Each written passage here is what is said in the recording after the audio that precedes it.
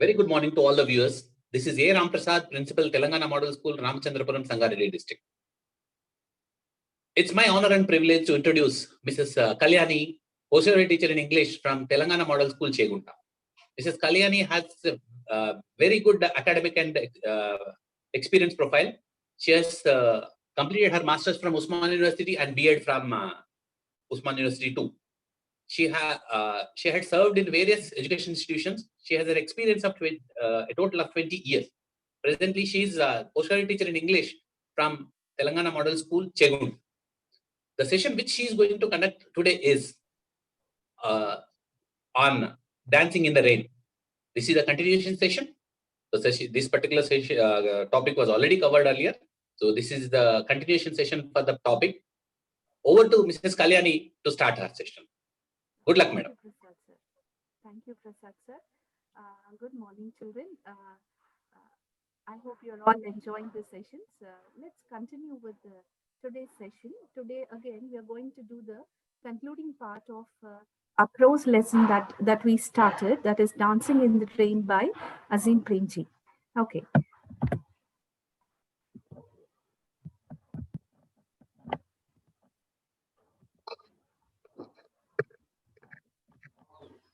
If you remember, children, we have seen the introduction wherein Azim Premji speaks about the plight of the children, that is, the difficulties that children are facing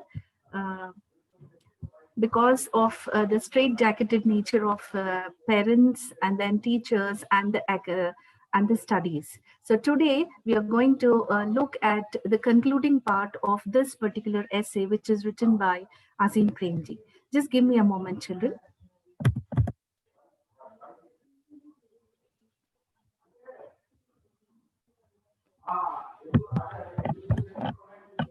Yeah.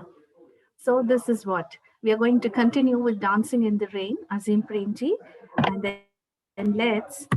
Before that, children, if you remember, I have given you a task to write a dialogue between the girl who was mentioned in the anecdote by Azim Premji and her friend, right? Talking about the amount of pressure that she's undergoing because of long study hours. I hope you all have written, children. Now, here is a sample dialogue that I want all of you to take a look at. Let's move on. Okay, let's take a look at the dialogue. Okay, so here it is, my dear children. I would like to read it. Just read it along with me. And when you read it, children, you need to be very expressive when you are narrating or when you are saying a dialogue.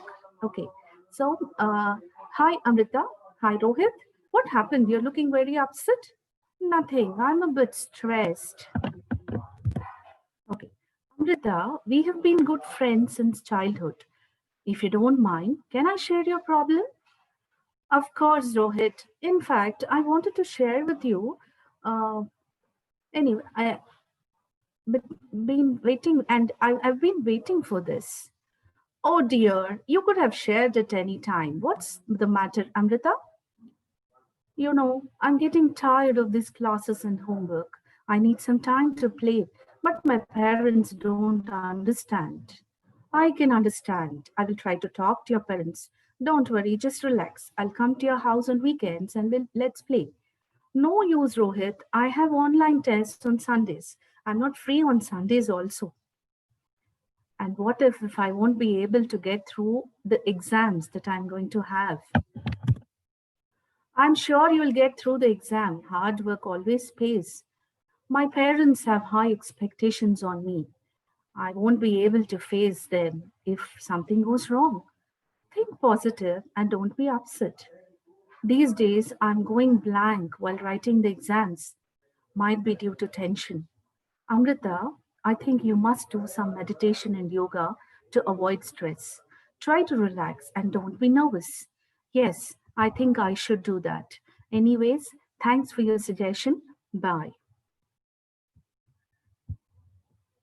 Okay. So, children, now you have seen the dialogue that is given on the screen. So how do you find the dialogue, children? Okay. Okay, so one thing I would like to tell you is whenever you have a dialogue, there should be at least 10 minimum exchanges, and it should be just like a natural conversation, because that's very important. And when you read the dialogue or when you say the dialogue also, try to show that intonation, pace and modulation in your voice, children. And now let's move on.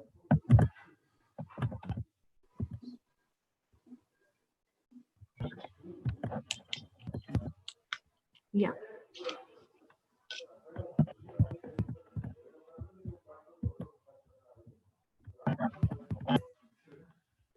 Just give me a moment, children. I don't know why my screen is getting stuck today. Okay, now in this today's session, my dear children, we are going to see the conclusion that Azim Premji gives to this particular essay. Okay, let me just take you through a brief points that he mentions in this particular conclusion. Here, Azim Premji appeals. He tries to make some recommendations, and he tries to give some advice to parents, teachers, and even to the society.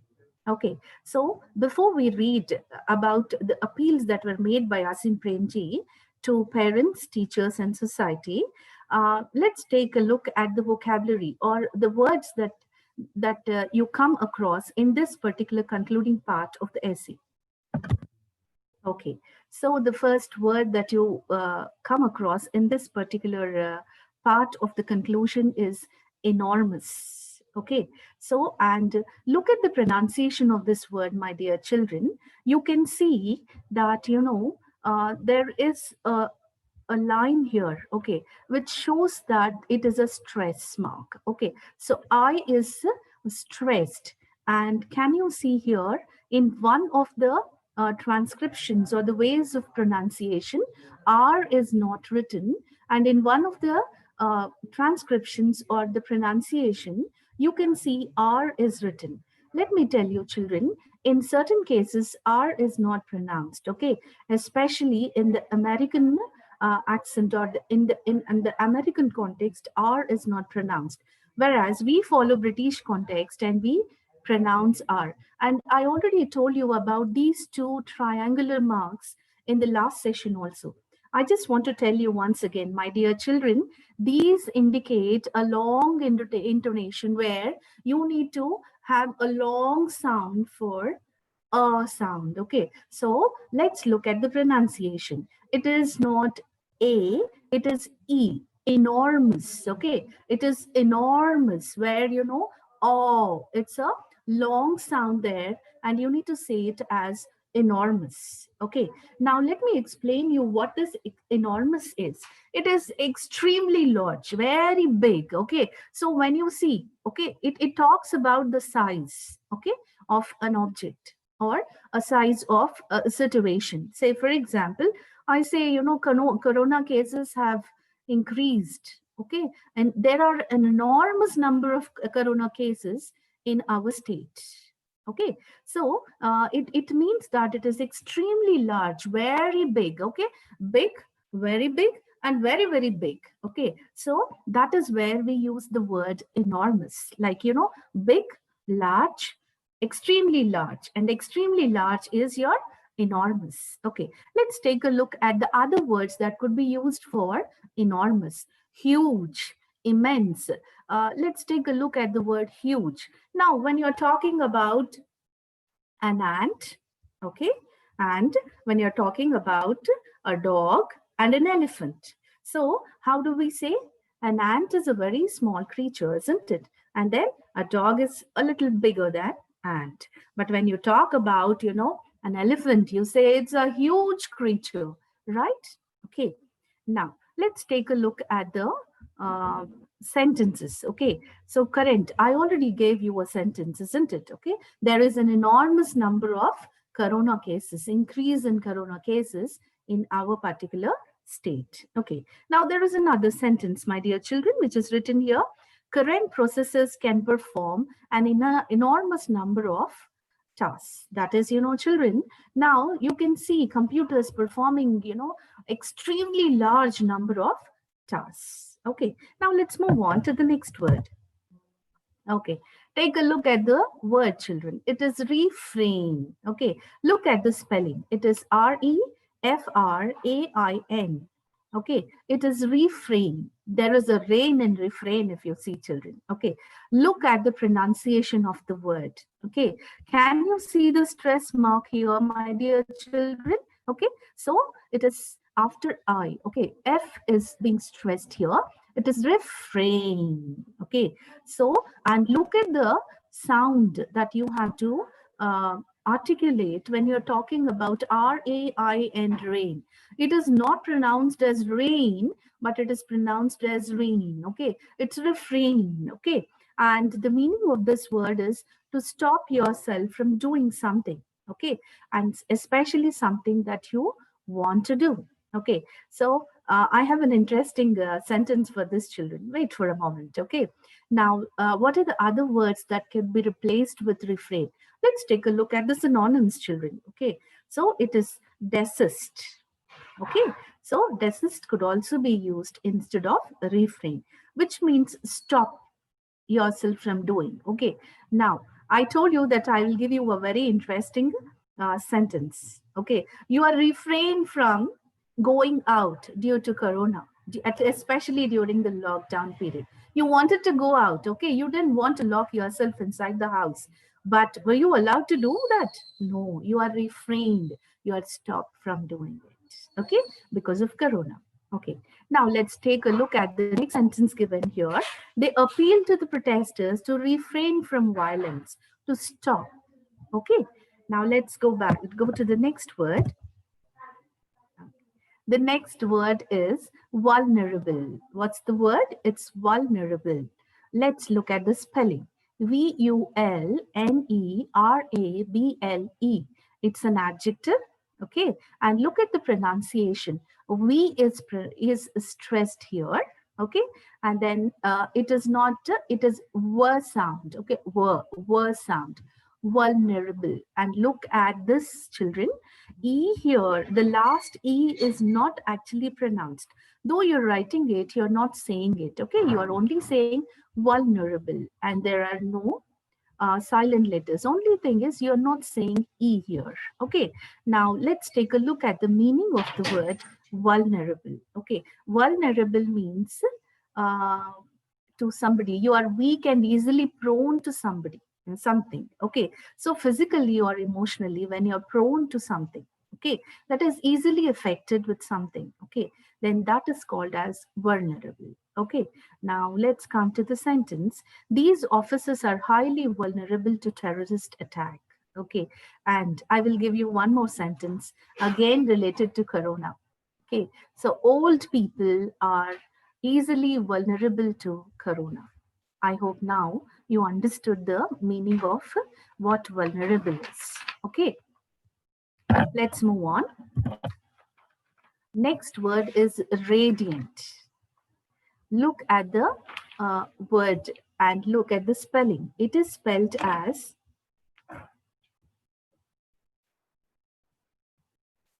Radiant,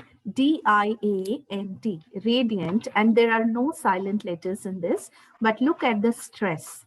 Okay, the initial R is stressed. It's radiant. Okay, now let's take a look at the meaning. Showing great happiness, love, or health. Okay, so, and a smile could be radiant, a person could be radiant, and then, you can look at the slide itself. Look at the colors that I used in the slide. Are they not very bright? And, they are radiant colors that I have used on the slide. And look at the sentences given here. Radiant with something. She was radiant, okay, giving a warm, bright smile, okay. When somebody says that, you don't have to write your exams, you will just pass. You will be so happy with a wide smile. That's the radiant smile that you have on your face. There is another example also given here, children. That is, the sun was radiant in a clear blue sky. You can see a bright morning sun in the sky. Okay, it'll be so bright, and then you feel so radiant when you look at it. Okay, so let's take a look at the next word, children. Okay, I think this is quite a new word to you all. Okay, did you ever come across this word? I don't think so. Let's take a look at this word, children. It is dictat. Look at the word. It is dictat. Look at the spelling. D-I-K-T-A-T. Okay. And then look at the pronunciation of the word. D is being stressed and A is pronounced as A in apple. It is dictat. Okay. So, and look at the meaning of this word. An order given by government. For example, something that people must obey. Okay, so you must have read about dictatorship, isn't it? So dictator, and Hitler is very famous as a dictator, Napoleon, Hitler. So the word comes from there, children. Dictate is where, something that you have to do it. There is no other option given to you, okay? And that is what is dictat. And now if we don't have dictatorship, it is an order given by government, okay? Look at the sentence. An EU diktat from Brussels. Okay, government by diktat. Okay, tell me what is the recent order given by the government? Okay, what is the recent diktat? Government by diktat, told that the schools will run only online, isn't it? Okay, now let's move ahead. Okay, now we are entering into the text, children. I hope you all have your textbooks in front of you. Last time also I told you, and this time also, I want all of you to keep your textbooks in front of you. And if you're not having your textbooks, you may probably take a screenshot.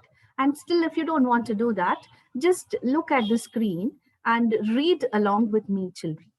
Okay, let's read this. And this is the concluding part of this particular essay written by Azim Premji. Okay, let's read it. We will refrain from pushing our knowledge down their young minds and begin the democratic process of being joint learners as we discover and understand our world.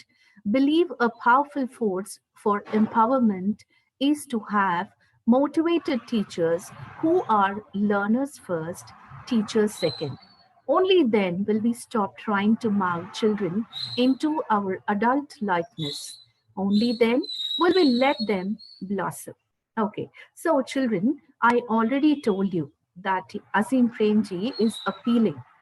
Okay, so here if you see, he talks about the way we all must think. Okay, and look at this word. We've already discussed about this word, refrain. That is, we need to stop doing something. Now what are the things that he doesn't want us to do? Okay, what is it? From pushing our knowledge down their young minds. That is, we need to stop, okay, giving knowledge in the form of lectures, demonstrations, books. Okay, so we need to give them space to read and learn by themselves. That's what Azim Premji says here. Okay, and then he continues with various suggestions or various recommendations for teachers, society, and for parents as well. Okay, now there is another word that I want all of you to understand when we move ahead. It is our adult likeness. Okay, so what do you mean by adult likeness? Okay, children, it talks about the way the adults, it could be parents, it could be teachers, or it could be the society. We want the children to act or to do things according to us, not according to their will and wish, according to their own ideas. We want them to do what we want, okay, what we think, and what we think is right. And that is what, Azim Premji says that we should stop doing. Okay, now let's discuss about it in detail, children. Okay, and before that, let's read the next part of this particular concluding paragraph. If India has to develop economically, socially, intellectually, and culturally, we must empower those vulnerable to social diktat, our children. Let us resolve to give our children freedom of childhood. Let us change our schools from prisons, textbook prisons, to laboratories of exploration. Let us change homes from being tuition centers to playgrounds of art and sport. Okay, so finally, he appeals that let's start a new reformations, new changes, okay, that would really give back the children their childhood, okay. And then he says that they are the vulnerable, okay, social dictat, that is, they are the ones who are suffering because of the social orders, or the orders given by parents, the teachers, and by the society. Okay, now we will go in detail with all these things in our next slides that we come across, children. Okay, and the final word that Azim Premji says is, India will be radiant when our children are free to dance in the rain. Okay, that is what he says. Okay, and then let's hope that we'll all look forward for this wonderful day in the history of our country in future. Okay, so let's take a look in detail about what Azim Premji appeals. Okay, so the first appeal that is being made by Azim Premji is to the parents' children. Okay, now what are the appeals, that what is it that he wants the parents to do? Okay, or probably he doesn't want the parents to do. Let's take a look at them. To make homes playgrounds of art and sport. Okay, so children, what do you mean by this? This is something I think everybody would agree, and I think most of you will relate yourself with this particular statement. Okay, and what is this, by the way? To make homes playgrounds of art and sport. Do you mean that, we need to have a big playground in our house to play? No, not really. Okay, now Azim Premji says that let us not restrict the child only to open the book and read. Let the child spend some time at home. Maybe his passion is to play a game. Let him play. Okay, let him go out, meet his friends and play, or let him ride a bicycle, or let him sit and draw something if his passion is drawing or painting or sketching. So he is appealing, or rather suggesting the parents, please don't pressurize them, saying that you should not be like this. Okay, let them actually give them some space, let them breathe some fresh air.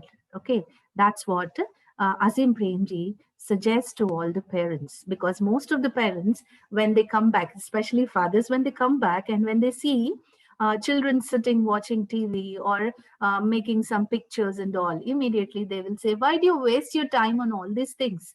Why don't you open your book and read? But he says that for a complete development of a child, even art and sports are very important.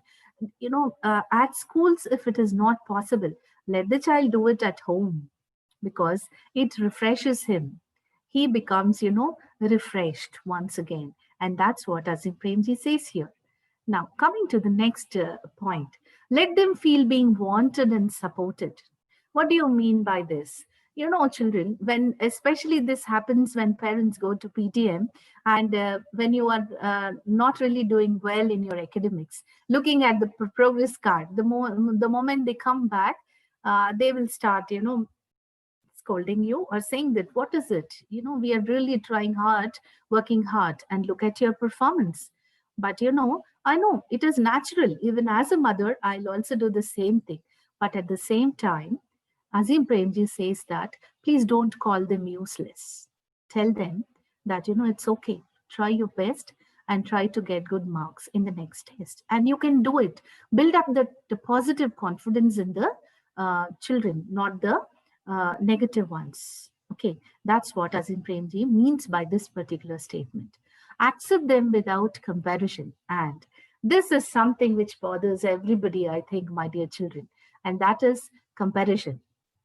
Immediately, they will compare you with the first ranker and say, look at that child. Or if you have siblings, brothers and sisters who are really, doing well, scoring good marks, better marks than you, immediately they'll say, look at them, and then learn something. Why don't you also do? But here Azim Premji says that please don't compare, okay, any child with the other one, because every child is unique and every child has a different talent. Okay, and that's what he says. Now let's move on. Show them that they are more precious than their performances. Okay, marks is not the criteria for everything, children. Okay, that's what Azim Premji says here. Okay, what you do and how you do is more important than, okay, how well you do. At least you are trying. Okay, he meant by this particular statement. Next is, give them enough space and respect their thoughts. Okay, so again, Azim Premji says that respect the child. Respect the child as an individual. Consider his ideas. Respect his thoughts. And that's what he wants all the parents to do. And he suggests or either appeals to all the parents to do all these things so that, you know, a child's uh, childhood is not ruined. Let's move on, children. Okay, now comes the appeal that he makes to teachers. Okay, so the first thing that he says is stop pushing their knowledge down the young minds. Okay, so children are not just, you know, computers wherein you feed information. Okay, so he says that give them information and let them try and analyze that. Okay, so don't give them complete information as if they're machines, learning machines. Okay, so a few things, guide them. And he says that teachers should be facilitators first. Okay, then to be joint learners. Okay, this is something very interesting, children. Okay, what do you mean by joint learners? Joint learners is where, you know, a teacher should also be a learner. Okay, in the first part of the essay, we have seen wherein even Gandhiji says, and then Azim Premji also acknowledges that, you know, the best things in life could be learned from children, not from adults. So this is what he says, that let the teacher and the child be collaborative learners. Let them learn together. There are many good things that you can learn from a child, and there are many good things that a child can learn from a teacher. So he wants it to be a it's like a symbiosis, okay, wherein he wants a mutual learning to happen there. Okay, to let them discover and understand. Remember the Parle Ji ad that I have shown you. It says that, you know, बचपन से बड़ा कोई school नहीं, curiosity बड़ा से बड़ा कोई teacher नहीं. So all children, they have inbuilt curiosity in them. So let them discover and understand. Okay, give them a chance to discover rather than just telling all the answers. Let them discover the answers. That's what Azim Premji says in this particular statement. Now, to be learners first and teachers next. Okay, so this is very important because, you know, there is an old saying, I don't know how many of you really know this, that, you know, for a teacher at least, learning should start from the womb and it should continue till the tomb, which means that a teacher is always a learner. Okay, and that's what, you know, he wants a teacher. And teacher should learn new things, adapt new things. Okay, and he or she should be aware of all the new things, and then that knowledge should be given to the students. Okay, not to teach for the test. And not, what do you mean by this? Teach for the test. Okay, what do you mean by this, children? See, these days, if you see any subject, okay, important questions are given. Okay, and they will say these things will not come in the exam, so let us not discuss about it. But children, remember, knowledge is something we need, right? And that's what, let us not teach our children for the test. Okay, so teach them for knowledge, teach them for future. That's what Azim Premji appeals to all the teachers in this particular conclusion. Okay, now coming to the society. Now, how is the society responsible for schooling and for parenting? Because society also plays a major role, isn't it? Especially when it comes to child labor. It's the role of the society there, isn't it? So we are the ones in the society who should stop all these things. Okay. So, and what is the appeal that is made by Azim Premji to the society? To give children the freedom of their childhood. Okay. Let us not curb them with, competition. Let us not curb them with grades and, toppers, all these labels. Okay. Let them enjoy their freedom. Let them learn. Okay.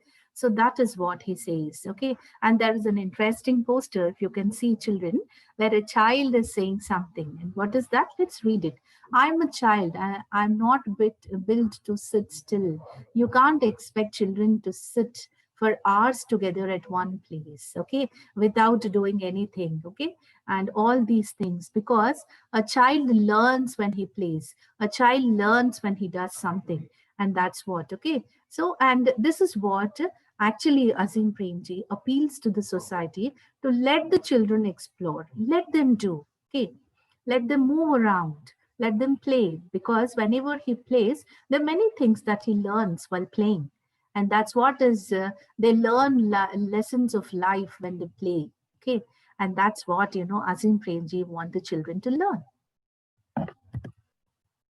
Now, take a look at this. To change our schools from being textbook prisons to laboratories of exploration. Okay, that is what we need. And now the new CCA system and whatever reformations and the new education policy, which we will be getting or will be implemented very soon, maybe in a year or so, it will be definitely working on these children, wherein the textbook should not become prisons or okay. What do you mean by prisons? That is, knowledge should not be restricted.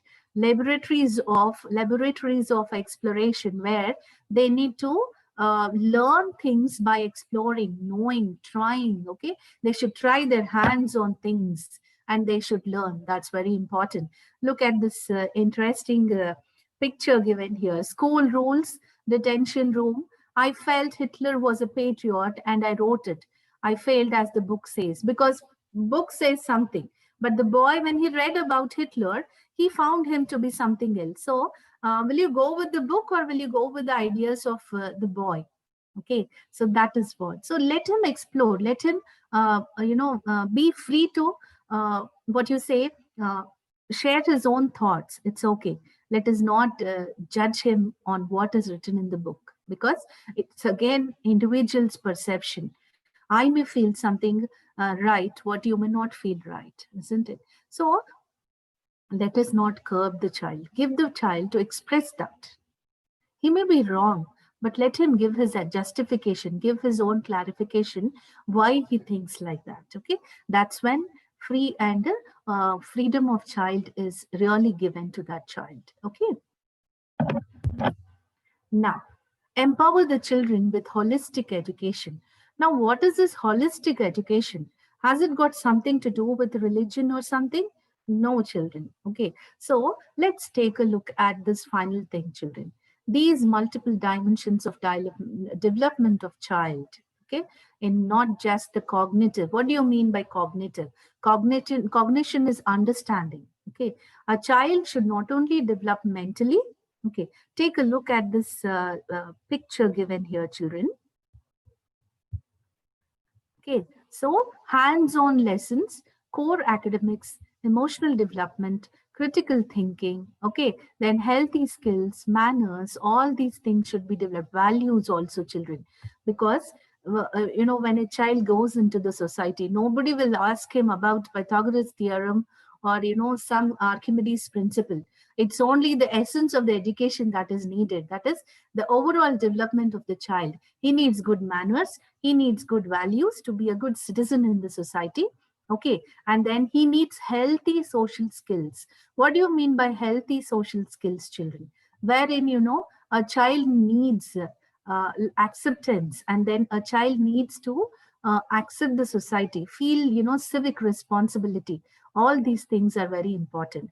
Now, one more very important thing is emotional development. Children these days, we can see that many children, last year, it was so it's such a pathetic thing. Even now, when I think about it, my heart melts or weeps. I just weep within my heart, children, because so many children committed suicide after the intermediate results. And why is this happening, children? Because emotionally they are not strong. You need to be emotionally strong. You should be so strong that failure doesn't mean that you're failed in your life. Okay, it's just a second chance for you to attempt. Okay, and mentally you should be very strong to accept this. And that's what education should give you. Your overall development is where you need to be mentally. You need to be very knowledgeable. That means you need to have a lot of knowledge and understanding.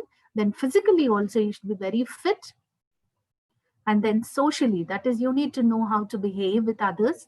Okay, and you need to know about the things going around you. And then emotionally also you should be very strong. Then ethical development of each child, ethics, you need to have values, moral values. Okay, and this must happen in an integrated manner, and all these things should not be taught separately.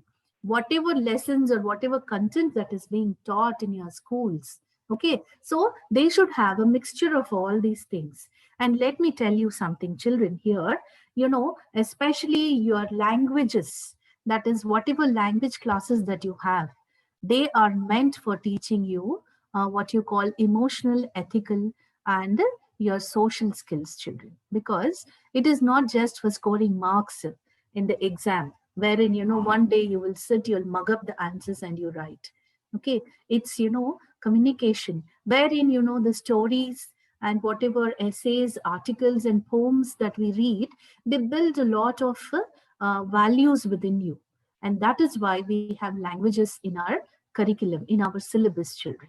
Okay.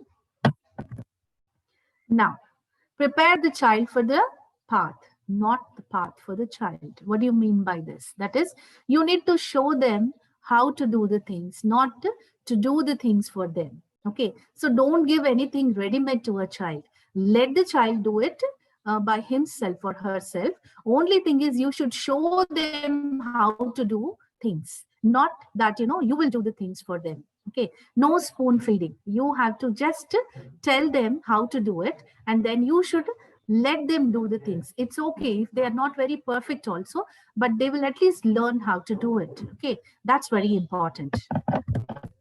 Now, there is an old saying which goes like this: if you give a man a fish, he will eat it only one day. If you teach him how to fish, he will feed himself for lifetime. Okay, so that is what we need to give to the children, so that when they grow up as young individuals, as citizens of our country, they know how to lead their life and they will become wonderful human beings. And when you have wonderful human beings who are emotionally, mentally, socially, ethically good and perfect, imagine that country. That country would be, a heaven on earth. And that's what Azim Premji wants, actually. Okay, so let's teach the children to live life. We are preparing the children. We are preparing the next generation to lead a perfect life, not just, to mint money and earn money. And that is what is very important, children. If you want a wonderful society, a society which is very, very perfect, and that's what we need to give them, children. Okay, so what exactly does he mean by giving the children the freedom of childhood? Okay, so throughout this essay, if you see, Azim Premji had been talking about giving children the freedom of childhood. He also says that we are robbing children of their childhood.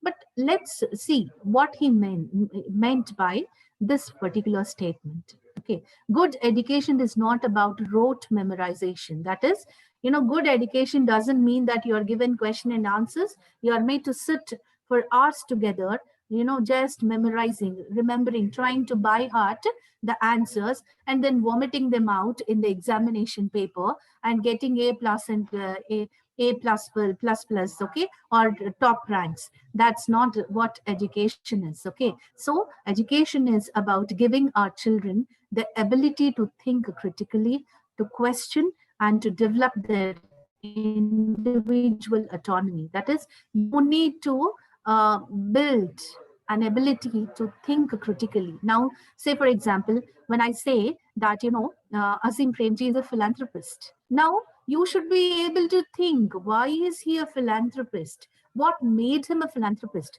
Is he really a philanthropist? So that kind of thinking should be developed. Okay. When you talk about other subjects also, children, okay, when somebody says that, water is colorless, now you need to think, is it really so? Okay, and what are the things? How can I acknowledge that water is colorless? And then to question.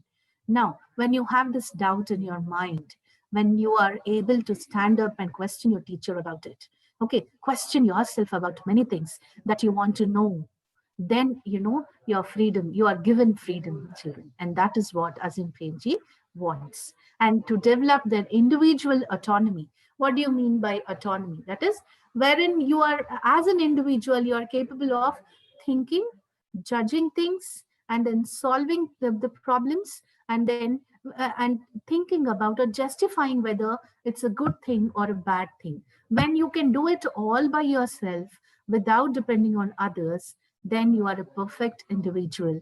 And this is possible only when we give our children the freedom of childhood. Right from your childhood, when you have all these qualities, then definitely you will become an individual who is perfect. Okay. Now, children, with this, we have completed the essay, that is Dancing in the Rain. Okay. As I promised you in the previous session, now I would like to take you through the annotations and the important aspects of this particular essay when it comes to exam, or what are the important things in this particular essay written by Azim Premji, which you may come across in your question papers. But before that, children, I want to practice what we have learned today. And that is, I am going to show you how to write annotations rather than giving you ready-made annotations from this particular essay, children. Okay. So before that, I just want to explain you, that is, show you what an annotation is and what are the things that that are required in order to write an annotation, and how you have to write annotations in this particular essay, so that when you go back, you can sit, keep the book in front of you, just remember all these points and start writing annotations on your own. Because when you do something on your own, children, you will remember it for your lifetime. But when I give you ready-made annotations, okay, you may have them and it is easy for you, I know. But what happens? You will memorize them, you will by heart them, and there are always chances of forgetting it. And I don't want that to happen.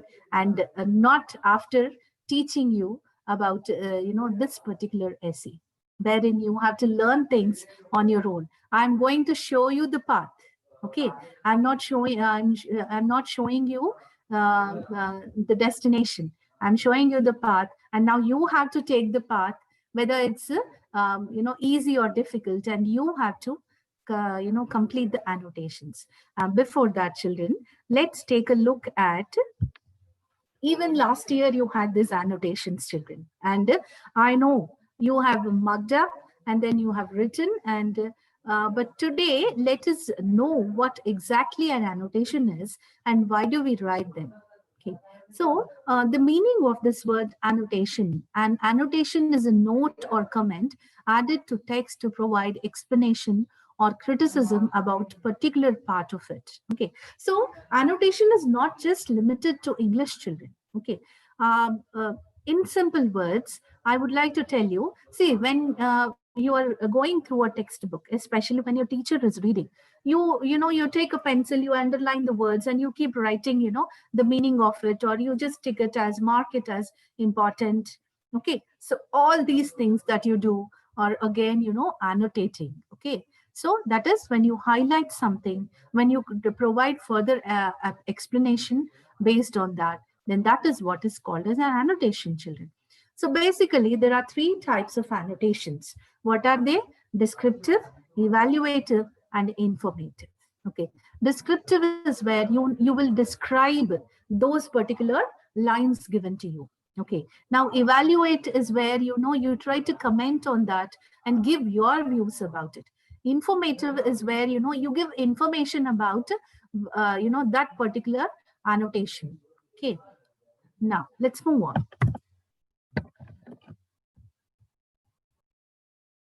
I hope this is clear, children, to all of you.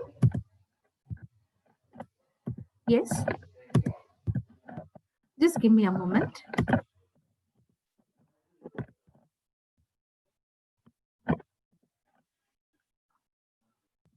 Okay.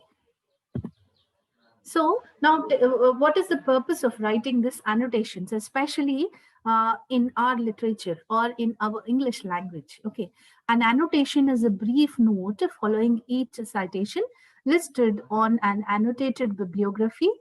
Goal is to briefly summarize the source and explain why it is important for a topic.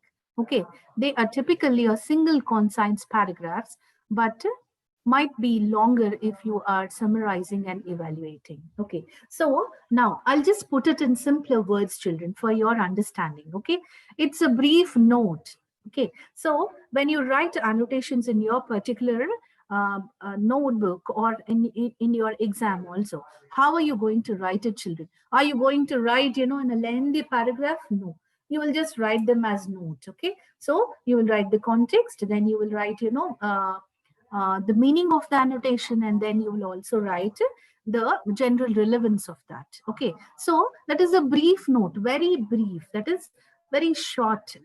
Okay, note, short, very, briefly you write about that. Okay, so the citation, that is where exactly these words are from, like, you write the name of the essay and the author, and then next you write the context. Okay, what is the context, or what is the situation that the author is talking about, and then meaning, that is where you summarize, you talk about what exactly those two words, where exactly they are used, and what exactly the author meant by them. Then general relevance is where you summarize the entire thing, that is the main theme of that particular writer.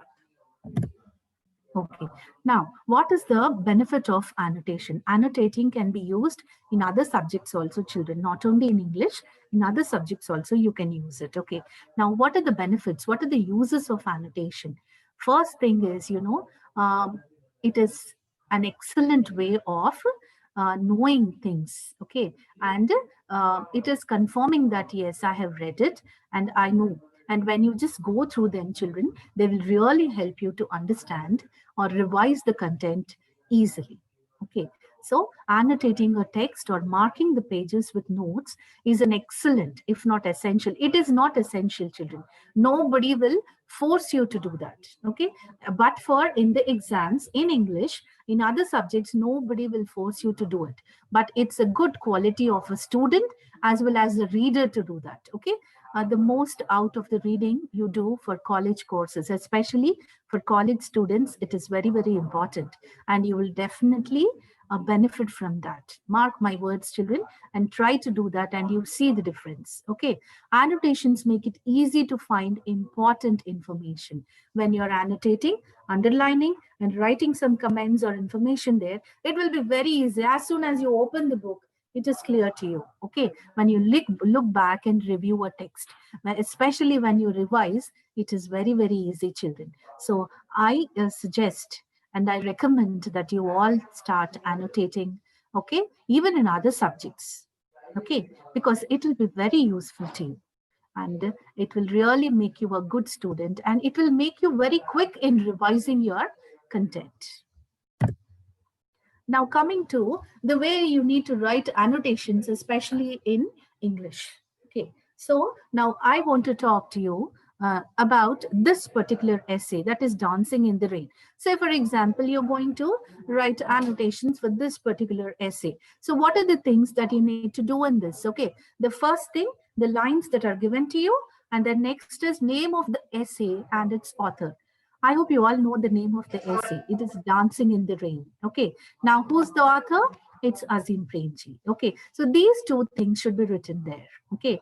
And then you know the standard lines that we write when you begin an annotation. That is, the above lines or these lines are given from the essay Dancing in the Rain, written by Azim Premji. Okay. And if you want, you can add one or two sentences about Azim Premji as well. Now, theme or summary in general. That is, you will try to tell here what exactly the essay talks about. That is, this particular essay talks about the plight of the children, okay, and offers the solutions or recommendations, okay, to solve it. Next, the context is, okay, what is the context? The context is a situation in which those particular lines appear, okay. Then comes the meaning, okay, what exactly those words, what is the inner meaning that, you know, he is talking about. General relevance is the overall relevance of this essay, okay. So then if you have any quotations, you can use them. Say, for example, there is an annotation which says that robbing children of their childhood is a criminal act. So how are you going to write it? Okay, the general relevance there is he acknowledges the sayings of Mahatma Gandhi, that, you know, the greatest lessons are learned from children, not from adult. And then he says that we should let the children give their freedom of childhood, okay. So like that, and then, you know, you can use quotations related to that, okay. So for example, I got a quotation for you, right? You know, like if you give a fish to a man, like that, you find so many quotations. And children, it is not really necessary, but, you know, anything extra that you write is always appreciated, okay. And, you know, language is wherein, you know, your thoughts should flow. You should have a continuous flow of ideas and thoughts, which, you know, should be reflected, especially when you're presenting something. I hope this is clear to you all, children. Okay, so now what are the things that, you know, an examiner or an evaluator look at when he is correcting your annotations? First thing is, a well annotated text will accomplish all of the following. Okay, so a well annotated, when you are writing an annotation, remember what are the things that should be covered in that. First is, clearly identify where in the text important ideas, informations are located. Okay, that is, you need to mention the overall theme of this particular thing, in what context it is, you know, these words are quoted. Next, express the main ideas of the text. Okay, what is the inbuilt idea, or what is the main intention of the author in those particular lines. Now, trace the development of ideas, arguments through a text. That is, you need to develop and give a suitable meaning to this. Okay, introduce a few of the reader's thoughts. Okay, then that's what you need to give your statements related to that, you know, whatever you have written in the context. Okay, children, now I have a task for you all. As I told you earlier, you open your textbooks and try to match the headings that you have in the previous session. Remember, in task 1, I gave you some headings. Now, as soon as the session is over, I want all of you to open your books. Okay, and there are 4 headings given there, which are 4 annotations, brief annotations given. Now, what you have to do is try to match those headings with the content or the paragraphs in this essay. Okay, and then start writing the annotations. Okay, so, and follow the procedure or the format that we have discussed just now. Okay, so, and what is it? You will first write about from where exactly, the name of the author and the name of the essay, and then you will talk about what is the outline or the basic theme of this particular essay, and then you will write about the context, then you will write about the meaning and the general relevance. Okay, and children, when you do it on your own, I will tell you, you will have an enormous amount of satisfaction. And not only that, children, you don't have to mug up, you don't have to by heart anything. Okay, now everything is fresh on your mind. Please do it. When you go back, open your textbooks, keep those headings in front of you, and then try to match and try to write the annotations. It's all right if you make mistakes. Okay, errors could be corrected. Okay, and then you can do that. First you write, and then you can edit whatever you have written. Okay. Now, children, before we conclude this session, I would like to talk about the title of the essay.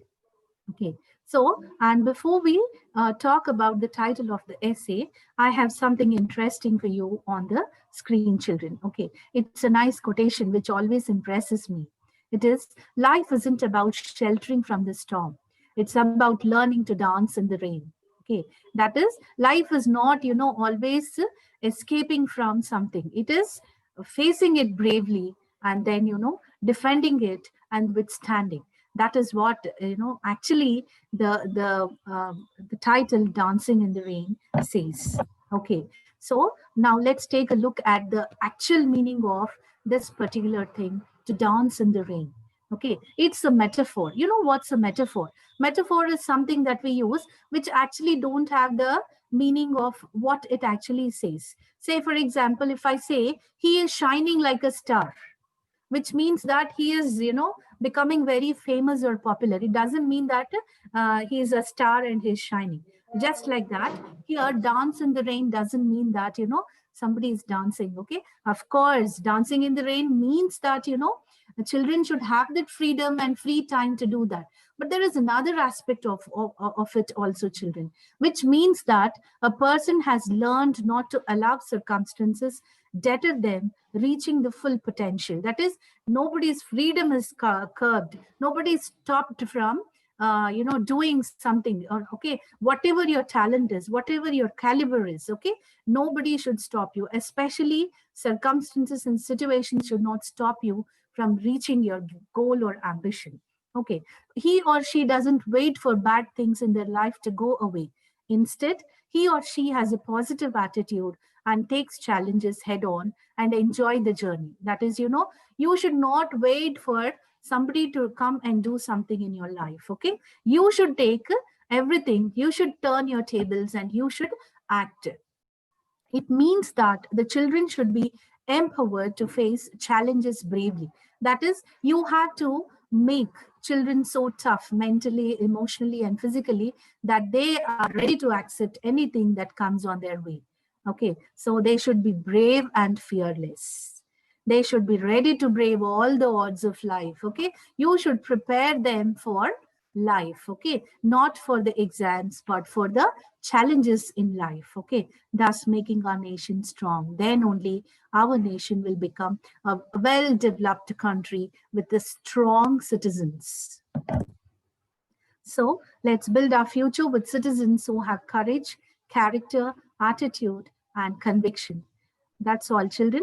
I hope with this spirit, you are going to write annotations on your own, make your own answers, and you will prepare yourself for life, not for the exams. Thank you all, children. It's been wonderful being with you all. We shall meet in the next session. Till then, stay safe and keep learning. Thank you. Over to Prasad, sir. Thank you very much, Kalyani Madam. It was a wonderful session. Hope the students make optimum use of your session and your expertise too. So we all look forward for your. Thank you very much, ma'am. Thank you, sir.